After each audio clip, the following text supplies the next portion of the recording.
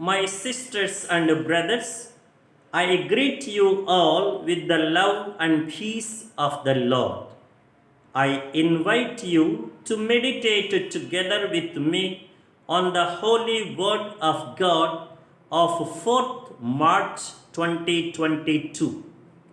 The focus of our reflection: the practice of religious activities like prayers and fasting is very good and needed, but we must check and see whether they remain limited only to the domain of religion and piety, or do they lead to a change of daily life.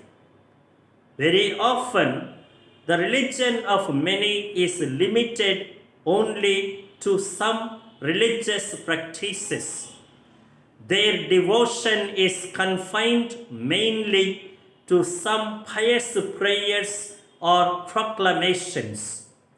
What they believe is not shown in how they live. What they profess is not lived in what they practice. What they proclaim is not testified in their real life.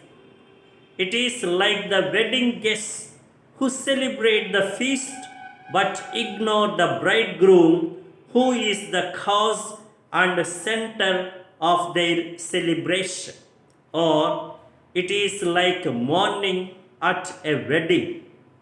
Similarly, all our religious practices and activities will become empty and meaningless if they fail to take us closer to God and to others.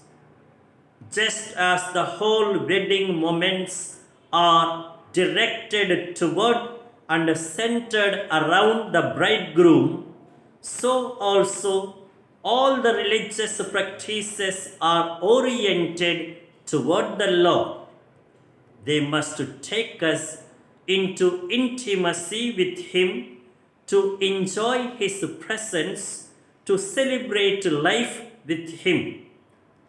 The fault of the Israel people was this: they followed a dry and shallow religion.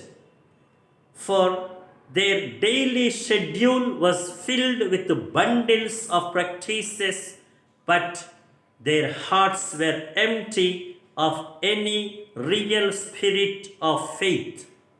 They prayed, fasted, and gave alms, but they were estranged from God.